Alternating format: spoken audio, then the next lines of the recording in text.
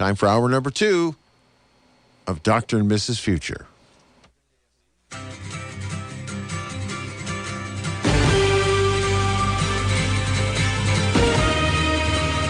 Welcome back, my friends, to the show that never ends.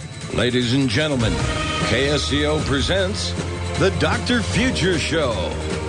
If you would like to join in our show today, you can call us at 831-479-1080. That's 831-479-1080. And now, your host, Dr. Future. Hey, folks, and Mrs. Future here. You want to exchange the doctorate? You would like to be a doctor for a while, Mrs. Future? I don't know if I want to be Mrs., though. I think you are doctoring the future. How's that? Doctoring the future. Yeah. Okay. Well, I with like that, being Mrs. Future. You do? Okay. Yeah. All right. Let's keep it the way it is, then. Right. Married to the future. Yes. The future is now. So welcome back to the show, folks. You've heard a lot lately about asteroids. They've been in the news quite a bit lately about how we're almost getting whacked by one, or we're going to mine them and become trillionaires, or we should protect them and stop them from being abused, and you name it. They're big in the news. And we're going to look at them a little more closely in this next couple of segments with Dr. Bruce Damer, who has been doing active research in the asteroid world. Bruce is an American-Canadian independent scientist, designer, author, and he collaborates with colleagues around the world for looking at spacecraft designs, spacecraft architectures that would be able to collect asteroids, in this case, and also the origin of life, which we'll talk about a little bit later. So, Bruce, welcome to the show. Thank you, Dr. Future. All right. So, what do you think, Bruce? Do you think the first trillionaires will be asteroid miners? I think the first trillionaire will probably be Jeff Bezos at yeah, Blue Origin. Going already, just by mining the internet. Just starting with the internet revolution is the form of wealth. But they're saying, though, that there's a tremendous amount of wealth in the asteroids out there, and that it's just a matter of getting them. Yeah, we're actively developing a technology which you and Mrs. Future saw in my TEDx talk in Santa Cruz in 2015. Yes.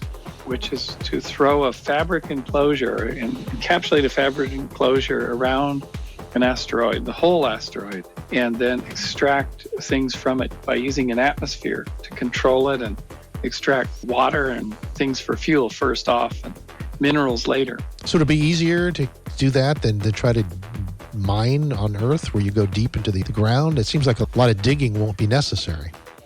Right. So for asteroid mining, you actually can't throw cables around them. You can't grind material up or sort of dig it out of the surface because you're very low gravity. And so the stuff just flies everywhere and becomes a hazard. So it's very difficult to manage material. So instead, we introduce inside a membrane an atmosphere to then detumble and steer and drive asteroids around using gas pressure, kind of like blowing on it. Right. It's like putting it in a big round baggie. Exactly. When you put an atmosphere on something, you can manipulate it chemically.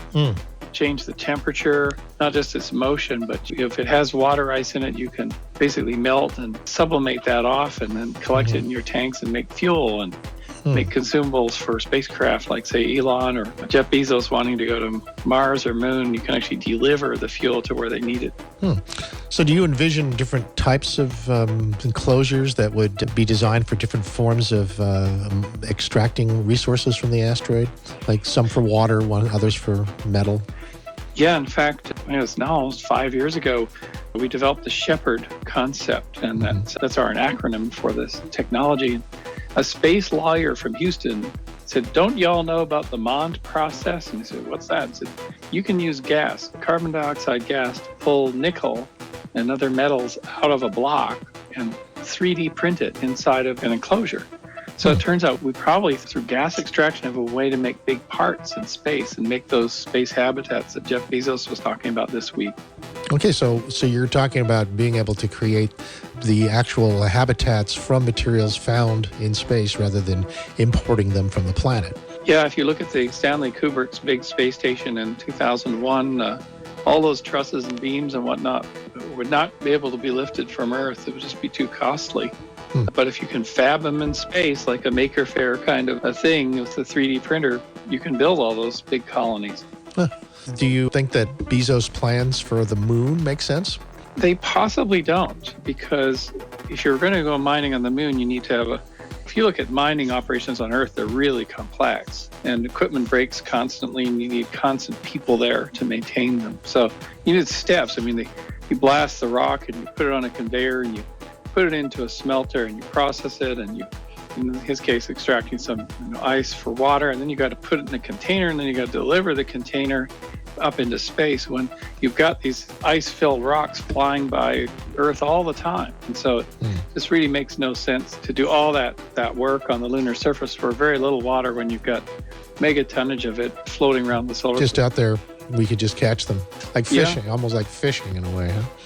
Almost like fishing, and just by putting them in the gas-filled enclosure, you do all those steps in one place. So we're going to, at some point, head up to Blue Origin and talk to them. We were in Luxembourg talking to the government there and just getting ready to make this into a real thing.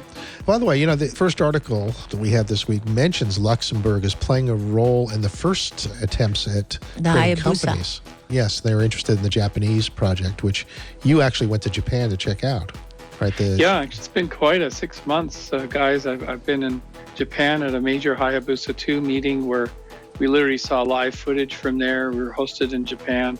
And then I went to Luxembourg to talk to their space agency, which is a tiny country with a big space agency. And they're really interested in lunar and asteroid mining, and talk to them about the alternative to trying to this very difficult extraction of water ice from the moon versus this other solution, which is also difficult. I'm not saying ours is easy. It's a big unknown. Right. So it's, I guess, a matter of actually getting some experiments, testing these techniques out and making them happen at this point. We went to a CubeSat workshop where we learned how to make tiny satellites to try this out for real in space with the smallest little thing. Bruce, can you hold on? We've got to go to a break for a moment. Yep. Yeah, we'll be right back. Talking to Bruce Damer on asteroids and asteroid mining, related topics.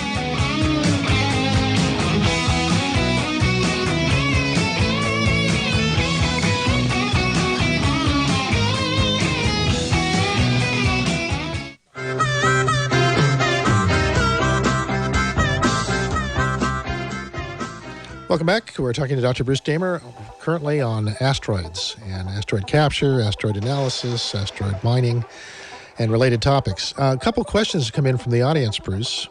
One is, can your Shepherd tech save us from a killer asteroid?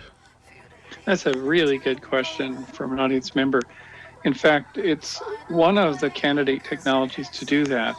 Say, for instance, after 50 years or something of development, we learn how to encapsulate a really big asteroid, like a half mile or a mile wide. And we can gradually, baggy, we can gradually shift its orbit. So as long as we do this early enough, we can gradually change its orbit. The other solutions are gravity tractoring or just hitting it with a projectile. But if you hit it with a projectile, you end up like instead of taking a rifle bullet, you end up with a shotgun. That's like that cascade effect that was in the movie Gravity, where you have lots of particles that could cause more problems. You want to gently handle these things, and you can do it through this gas pressure technique. Bruce, what are the consequences if the asteroids are not handled gently?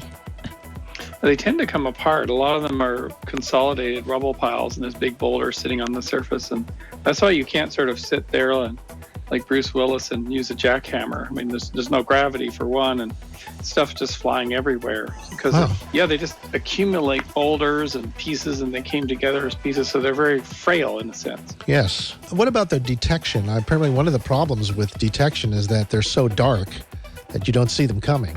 Yeah, and for this sort of sky surveys and things like that, we can detect things optically. But in order to actually mine something, you need to go out with a mission to find out where it is and how it's heading. Yes, so you have a scout. You have scout ships in a sense that are looking for them.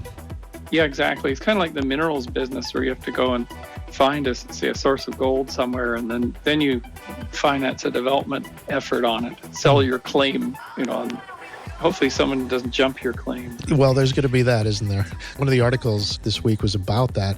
There's an interest to create the equivalent of a national park system for the solar system, that we shouldn't touch a lot of the planet and that to protect it. But how are we going to do that? Who's going to pay for a police force that's going to watch the asteroid belt? It's kind of like the Wild West, isn't it? It's an impractical and nonsensical idea because it's a vast place, and what do you decide to protect, and what are the criteria for protecting? And humans aren't going to touch more than a tiny fraction of what's out there in 1,000 years, even if we had an active program. 1,000 years, really? Oh, yeah. I mean, it's like trying to protect every grain of sand on every beach. Yeah, it's a kind of a nonsensical idea, and it's sort of annoying. Well, and yet there must be some places that are worthy candidates for protection. There would be, but of course, on Earth, we're trying to protect life, and there, as far as we know, there's no life yet detected anywhere in the solar system. So you're talking about dead, hot, and cold rock. So what are we? And most so of what are we protecting it from exactly? Yeah, what are we protecting it from? It's been subject to collisions. It's radiated. What exactly are you protecting out there? So you think we should save our protection energy for focusing a little closer to home? Exactly. Yeah, very good point, Mrs. Future. So you think we should just send a bunch of ambitious missions up to let people do whatever they want out there? I think we have to know our species. We need to establish infrastructure in the solar system to take pressure off the Earth, and then to also learn how to manage the Earth better. So if we have to run biospheres out there and support large megastructures, we're going to really learn what it takes to manage a biosphere if we're going to replicate them.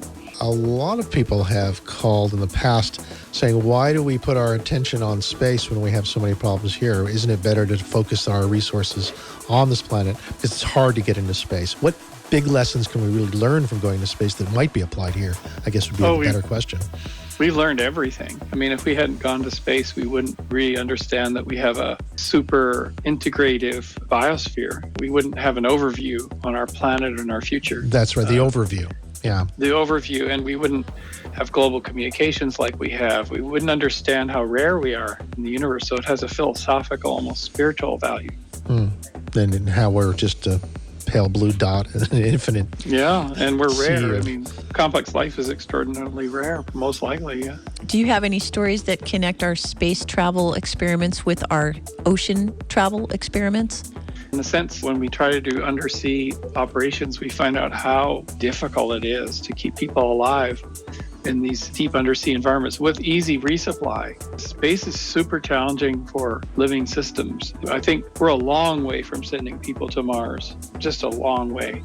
Yeah, you don't think it'll be 2030s like NASA has been predicting? It's hard to imagine because the amount of problems that need to be solved, like the refueling problem, which you need to supply from space, and then the radiation shielding problem, the food supplies, the redundant components, making safe landings, getting crews back. I mean, that's gravity on bone. I know, but we're a bright species. We've got supercomputers. We've got a lot. But we don't have anyone making sufficient investments yet. So we need more money on this, and more focused attention. You need a commitment, and the individual private company, I doubt, can do this. They can pull this off. They can generate a launch system, but we're talking hundreds of billions of dollars of capital and hundreds of thousands of people to do a manned Mars mission or a human to Mars mission. Well, and then, of course, the issue always comes up of, are we focusing our resources to benefit just a very few people and ignoring how to focus those resources on the population at large here on the planet? Yeah, and in the 2050s, sea level is rising, or we have a pandemic, or we have any number of things, big changes in agriculture. We've got to do trillions of dollars of mitigation investment. Climate mitigation investment has to start for those possibilities. That's where all the new jobs can come from in this new economy, right? Climate mitigation. Yeah, climate mitigation is the new thing. And, we know it's coming, and we can invest.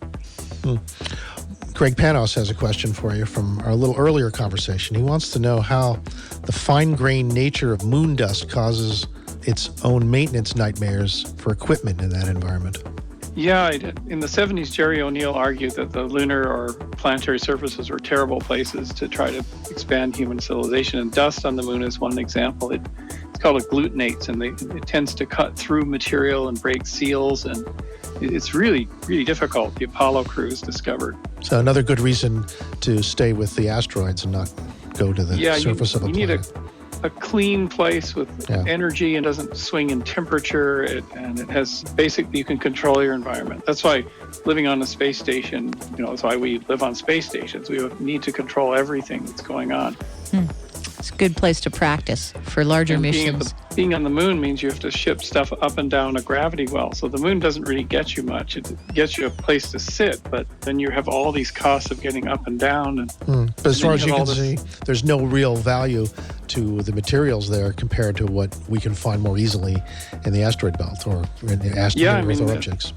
Every August during meteor showers, you're seeing all this wonderful stuff coming. Those meteor showers are volatiles. Their materials are coming into the atmosphere from a comet tail. I mean, they're being delivered to the Earth in megatonnage all the time. So, it really doesn't make sense to go to a dry, irradiated, hazardous, dusty place to try to do operations. So I was reading that all of the precious metals on Earth, the gold, the titanium, etc., are all deposited here by asteroids anyway. That anything that was basically other than iron was destroyed when the Earth formed. And so everything that we can find was deposited here later. Yeah, I think it's is it Inco in Quebec, big asteroid impact zone where there's huge nickel mines in Quebec, and it was all just, that's where the source was. And there's just enormous amounts of metals and carbonaceous materials and, of course, water, CO2, methane. It's just, in fact, life may have started on Earth with the depositing of these rich organics that came in from the dusty early solar system. And the solar system formation. I just get an idea about the asteroids. Could they form an atmosphere or help form the atmosphere for the planet? Yeah, Dr. Future, that's a huge insight you had. Once you start heating up an asteroid with an introduced gas that has some of this water ice, it's going to start just evaporating off and provide its own atmosphere and its own fuel to move it. So once it's extracted and separated into hydrogen and oxygen, you can actually use all that energy to start shifting the whole system and, say, move it to orbit around the moon for continuous extraction. This is very versatile, what we can do with this. Do you think asteroids played a role in creating our environment on this? I get they brought the water in, or that would be the comets, right? And yeah, at UC Santa Cruz we have a meteorite collection, and it contains rich organics, fatty acids, amino acids, nucleobases, and these are asteroids as old as the Earth. And so if we grind them up into a powder and put them into sort of an acid solution, they form these little things called protocells that are perhaps how life got started. So these asteroids, we're made out of them. As Carl Sagan said, we're all star stuff. If you can stay for one more segment, we'd like to talk about your other work in the origin of life and how perhaps these asteroids led to life itself, or how they might play a role in the creation of biological life. One of the big questions is it what's happening on this planet unique? Is this, so far, what you can see as a scientist, this is it, right? But all the ingredients seem to be coming from out there. We don't have much evidence. We have a lot of evidence of other solar systems, but there's ways that planets can die, numerous ways. How many ways to leave your lover? There's probably more ways to have a planet die and go out of what's called the habitable zone. Right. In fact, that motivates a lot of like Venus and Mars. Yeah. A lot of the space research is about finding alternatives to planet Earth, just in case, right? Well, I'm going to a conference up in Bellevue, Washington next month called Astrobiology Science, and it's just packed with people thinking about this. It's awesome. Really well, let's continue thinking a little bit more about that after the break. And we have callers. We have callers? All right, Bruce. Oh, great. You're on. We'll be back in a few minutes talking to Dr. Bruce Damer on asteroids and origin of life. Okay, Dr. Future Show. Here's our break.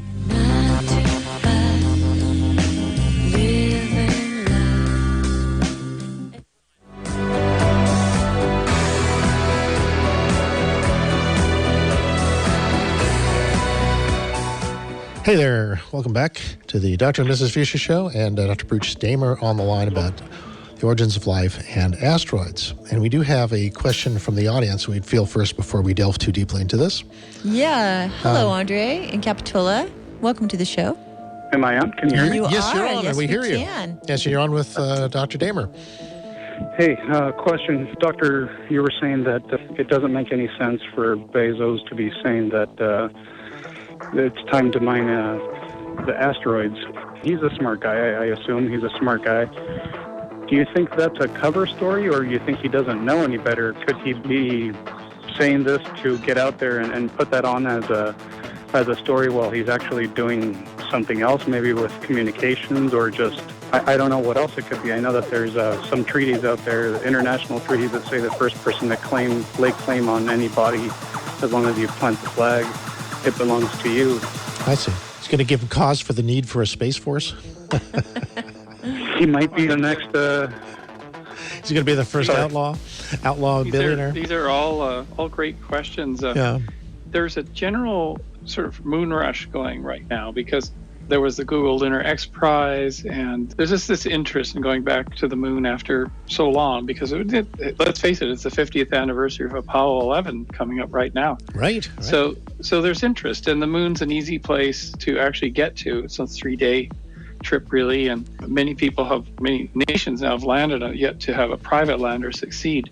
And the moon sort of seems familiar. It's got hills and valleys, and it's got geology and whatnot. So people have walked on it. So it's a familiar thing. Whereas you can see the Earth from there. You can see the Earth from there. Whereas asteroids are these kind of a little bit more alien. Think of asteroids like trying to hunt the great white whale. You don't quite know where it is, but you know where the harbor is and the island. Yeah, it's more of a sea adventure than a land adventure.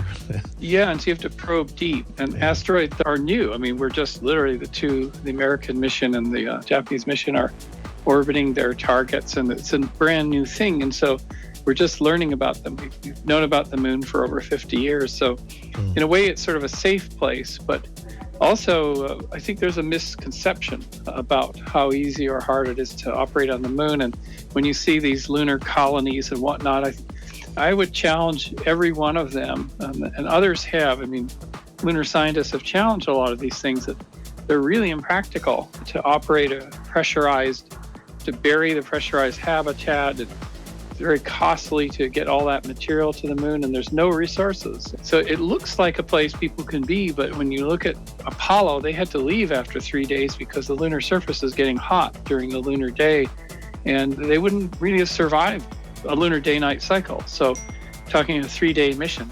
So people have to be realistic about what they're trying to do. And I think a lot of people just sort of rush into the idea. Well, maybe he thinks of it as an Amazon Prime movie set. He does own one of the biggest movie studios in the world now. And why not the solar system as your playground? Yeah, and in a sense, for a film. The lunar landing on the moon was very dramatic. It was one of the great moments in TV history. Yeah, exactly. Everyone watched that. So if he did a reality show from the surface of the moon, that would be a big hit. Probably pay for itself. Well, and in terms of other motives, people who embrace far-off dreams are not necessarily sure that those dreams are going to happen, but they sure are going to have fun while they get closer. When it comes down to it, we have to actually be realistic of what we're doing. And we're going to a space mining conference in about 3 weeks here in Colorado to meet with everyone who seriously looks at operating on the moon or mining asteroids. And it's going to be really fascinating it's like 50, 60 people who actually work on this. Right. Well, and I think that some of these investments are going towards robotics, and they're going towards package delivery, and they're going towards things that Bezos can definitely put into his business here on Earth, right? Yeah. Andrea and Capitola, thanks for your question. Yeah, thanks for taking the time. Sure. All right. So, Bruce, we were talking about how asteroids might have led to the beginning of biological life as we know it. Some of the ingredients are in them for life, such as amino acids, I believe. Is that right? Yeah, I mean, that's quite remarkable that these complex organic compounds are made in abundance in space through just what is called cosmochemistry. And you can look out at these dusty solar system disks of newly forming planets, and they're full of these organics. So it's now thought that in the field that this is the likely source of the building blocks of life.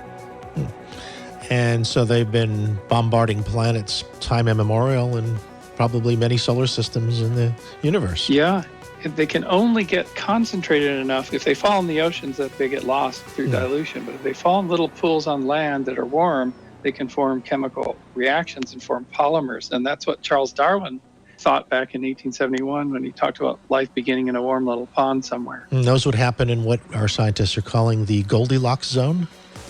Yeah, and it's also like a Goldilocks pool. So your planet's sweeping up its organic things and its Bragg's amino acids, and they fall onto a volcanic landscape of bubbling pools that are filling and refilling with warm waters, and there's all kinds of chemistry happening just like you see at Yellowstone. By gosh, and we've been going out to Yellowstone and New Zealand and everywhere and getting this chemistry to work in these pools. And has it been? It's been working. In fact, last week, a new scientist ran a major story about our trip to New Zealand where we got long polymers of RNA to form in these pool conditions. For the uninitiated, how do you describe the overall gist of this experiment? The raw ingredients for creating life, the right combinations that would create the soup that generated us, something like that? Yeah, and the key thing is cycling. So the key thing is that the pools dry down every once in a while. They evaporate. They dry down. Yeah. They evaporate, and so you get this high concentration of this stuff on the surface like a bathtub ring. Right. And then when you refill the pool, it forms little things called protocells out of all that stuff. And then it reactivates the stuff to create protocells? And then the stuff are like rolling coins or rolling dice. And so it's like a huge roulette wheel of which protocell is going to be more stable. And then they survive the next dry down, and then you create a trillion more of them, and then gradually they start having functions. So it's constantly saturating the past, the rings, with the present, with the liquids of the now. Yeah, and it works. It works in the lab, and it's now starting to work out in the field. So, science now has a testable hypothesis it's never had before. And it'll only take a few billion years to see if it turns into new humans. Yeah, it would. But, it's interesting, and we're never going to create life in the lab this way, but we're going to do things that are suggestive that this is how life can start. Do you think we'll be able to generate life in the lab? Probably not. I think it's just beyond the scope of science. You can probably hack existing cells, but that's hardly creating life in the lab. Yeah, there's some teams that are deeply into that, on how we can infinitely modify biology. Like, for example, if we did move to the moon or orbit, wouldn't we want to design bodies that are more appropriate for those environments that we'll be spending time in? Well, it turns out if you don't have legs, you're actually better in space. There you go. So you have a ball body. Yeah, Earth favors round orbiting rocks, right? I mean, look what we've done with dogs over the years. Surely we can do even better with humans. I think we're doing that with humans through media saturation and diet. I think Really? We're definitely morphing. It's like WALL-E. We're becoming everyone in the WALL-E. Yeah, we're getting more round anyway. Doing it We anyway may not be by our own becoming choice, rocks. right? Yeah. Maybe we are breeding ourselves for space, for some of us. Yeah. And we're all going to be drinking milkshakes every day for every meal. But what's in those milkshakes? Yeah, I'm pretty fond of my daily shake, actually. Yeah, it's some kind of primordial goo. It seems alive. It's an amazing time in science now and in space. And I'm all for all space ventures. I think we really need to do it. And getting private companies involved is such a good thing because government just takes forever. And the innovation is fantastic. SpaceX landing their boosters and just doing such a phenomenal job. And I met with somebody from Blue Origin recently, and their new Glenn rocket is just going to be so impressive. I mean, my goodness, who would have thought that PayPal and Amazon would generate a revolution in launch to orbit? But they have, It is amazing, yes. And I wonder, do you think there's a chance these companies could collaborate better in a way that would speed the process up a little? Or are they doing it just right, in your opinion? They're doing it just right. I think to have 2 or 3 major competitors of what you want. And Jeff's approach is different than Elon's approach, and we need to have an ecosystem of approaches and innovations. So for the uninitiated, could you basically describe the difference between the two approaches? Well, both of them have recreated old-fashioned rockets. I mean, there really isn't a whole lot of evolution in rocket technology since the 60s, but Jeff is doing this sort of, they're fatter rockets, and they, of course, land, and the capsules are bigger and they're wider, and he can do different things with Blue Origin vehicles. And Elon, of course, has the legs on it, lands the first stage, and And there you have a common core, and they have common engines on all the stages, and there's a lot of fantastic computer technology in it too. We know less about Jeff Bezos' efforts. Well, it looks like he's trying to fly people into space. From what I can see of the design, he thinks there's a big market in going up to the Kármán line and back. Yeah, looks like he's in the deliveries market, delivering people. And in fact, if you look at what they're doing compared to Virgin Galactic, where you basically have an aircraft that becomes a rocket and then goes across the parabola and people look. Well, Blue Origin is actually shooting straight up, and the capsule is getting very high, and it's very big, and then it's coming back down. Right. They're doing a little microgravity tourist trip. Yeah, and of course, they'll go beyond that. I think New Glenn will be able to deliver enormous payloads. Yes, and that's where the moon lander comes in, the Blue Moon, as he's calling it. Yeah, it's just being smarter about manufacturing the whole supply chain, about building stuff cheaper and more reliably. And the irony is that the old Soviet Union did such a better job than most Western governments at building proton boosters. They actually nailed that, a long time ago, with their systems so reliable and so low cost. Can you hold on for a sec, Bruce? We're just going to a break. Mm-hmm. Yeah, thanks. Be right back. I'm talking to Dr. Bruce Damer.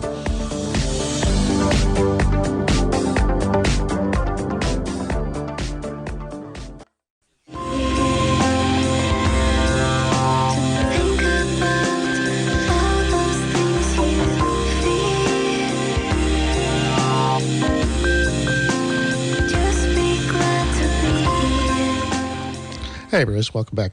We're talking to Dr. Bruce Damer with Mrs. Future on asteroids, asteroid mining, origin of life.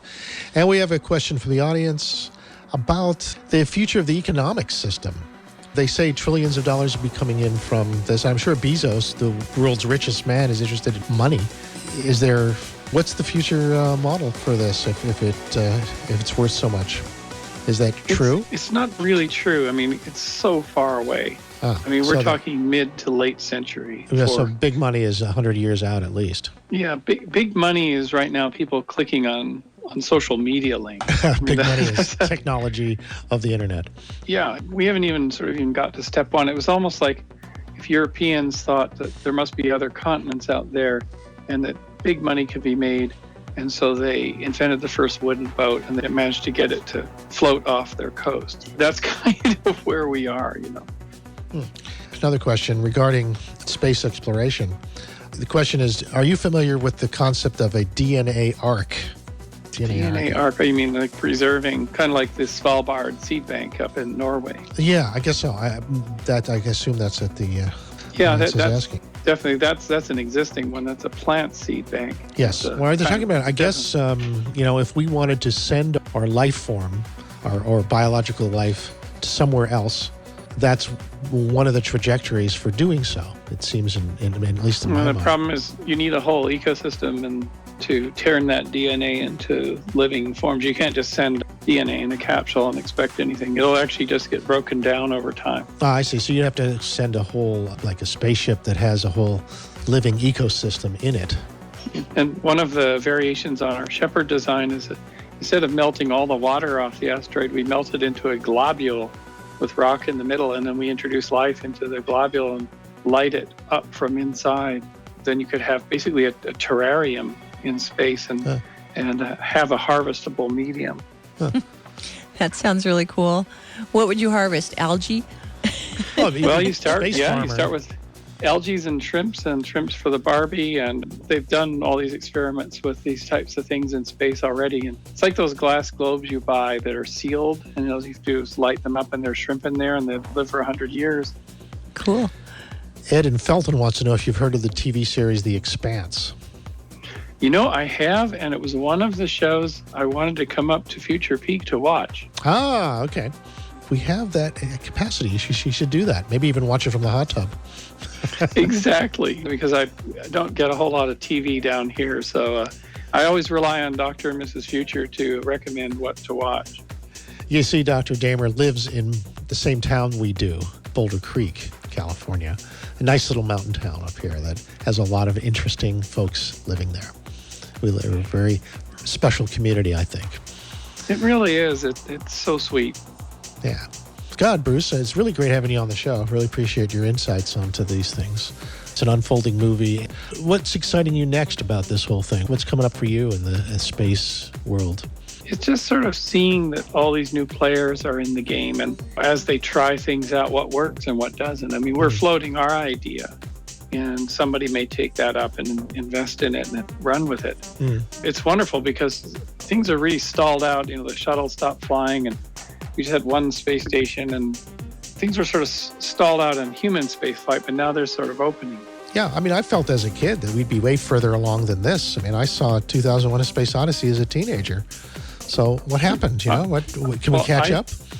I saw it and I thought that station has to be built from stuff in space. And that was when I was 13, and I started working on it in the 70s, designing asteroid miners. Yeah, you saw how ridiculous it was to carry all that material into space to build the space station. Yeah, I looked at the little Pan Am shuttle and I thought that the cargo version of that wouldn't hold the beams that Kubrick was showing in the unconstructed part of his rotating station. So I said, well, it's launched by big boosters and it's too costly. That's not how to build a space station.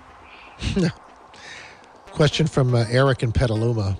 He's very curious about the super secret space program, if there's anything to that George Norrie talks about on Coast to Coast. It's made up nonsense in people's imaginations. It's one of those other things I call annoying, simply annoying, because, you know, they've got to come up with evidence. And frankly, most programs, you know, pretty much all programs are very much in the public. You know, I looked up keyhole satellites, which were, you know, it's a classified surveillance thing, and there's huge Wikipedia articles about it. There's no way to make a super secret thing on, especially space programs where launches are big and loud and noisy. Well, they're supposed to be from Antarctica, from my understanding. That's ridiculous. ridiculous. A secret base in Antarctica. Yeah, that's all made up, huh? It's all made up, and it's just annoying because it distracts people from sort of productive work on getting things done. It's entertainment. It's sort of like sci-fi in a way. So the level of the flat Earth? Yeah, it's the danger we have is that young people get sucked into this and they're in these rabbit holes, wormholes for years and they, you know, believing this stuff. And I've met many that have sort of come out of these made-up belief systems and then they start to do some real science and engineering and get into the real projects, but they wasted all that time. What's your criteria for discovering true facts versus nonsense made-up stuff? Yeah, you deal with fake news. It's got to be you can tell even by the language. Oh. There's like sort of a guidebook to conspiracy theory, and I'm not an expert in this, but you can tell by the language that is used. Because something is too secret to know what the facts really are. And yet, here's a clue that is beyond deniability. Yeah, right? Yeah, and you say, is it in peer-reviewed literature? Is it in engineering? Can I visit a place where things are happening? Well, that's the academic world. I mean, the argument is that these things are a black budget. Yeah, but the black budget uses the same contractors and the same people. They have the same conferences. They use the same networks. There's no way it could be that much of a secret, in other words. No. The Soviet Union itself, which was a super secret society and closed, was unable to, it was pretty much an open book on what was going on there. You just looked from space and you send people on down on the street. There's no way to hide big things. So let's say if we had discovered anti-gravity and it went black, we wouldn't be able to keep that secret? No, I mean, there'd be teams all over the world discovering it at the same time because they'd be at the edge of... Like the invention of the light bulb or the television or whatever. It's just in the ethers for that to be invented. Yeah, it's in the ether. You tend to see inventions happening simultaneously in 2 or 3 places, and then other countries take it up and develop it and just moves around. It's a very open system now. Yes, so it would appear simultaneously about the closed source and the open source world. Yeah, and it's mostly an open source world. It's pretty much all open source at this point. Certainly everyone's got a smartphone. And nature is certainly open source. Whatever. Yeah, I mean, and what's the motivation for spending huge resources to do secret programs that when you're totally dependent? I mean, you need to get gas at the gas station before you drive in your secret base so people see you driving on your We ought to question those people strongly and say, question those making the claims. Okay, come back tomorrow with more substantial evidence. Just be skeptical. Yeah, what would you consider real evidence? just, hey, if you think a UFO crashed, bring something that is clearly not of human technology and bring it in an artifact case, and let's take a look at it under our scanning tunneling microscope. And by gosh, it's not made in a foundry on Earth, and it's like really cool. Bring something. Real alien circuit board would be good. Yeah, an alien. Yeah, like bring alien Pong. Alien Pong. Alien Pong. What would they? Multi-armed multiplayer Pong from something, but bring anything, not just stories. And this ends up being just stories, and it's no better than religion. Oh, yes. Oh, that reminds me, you were sending around a really fun comic about religion that was very insightful, I thought. Yeah, as a cartoon. I reshared a cartoon. I wish I'd been able to draw that. That said it all right there. You could do a similar one for conspiracy theories, because I think that's just kind of a religion. No, you have a very strong opinion on these conspiracies, and they take up so much of the public time. It's such a waste. It's a danger to our civilization because it's just sopping up all this brain power and creating anxiety, because these stories tend to try to separate one group from another and set them against each other. It's really terrible. And it just takes up our valuable resources of time and energy that could be used for solving some of the real problems in the world. So what belief system would you put your religious faith into? Well, just like the Dalai Lama, when he was asked recently, would you place the future of humanity on spiritual quest and inquiry or on science? And he turned and said, without hesitation, he said, science.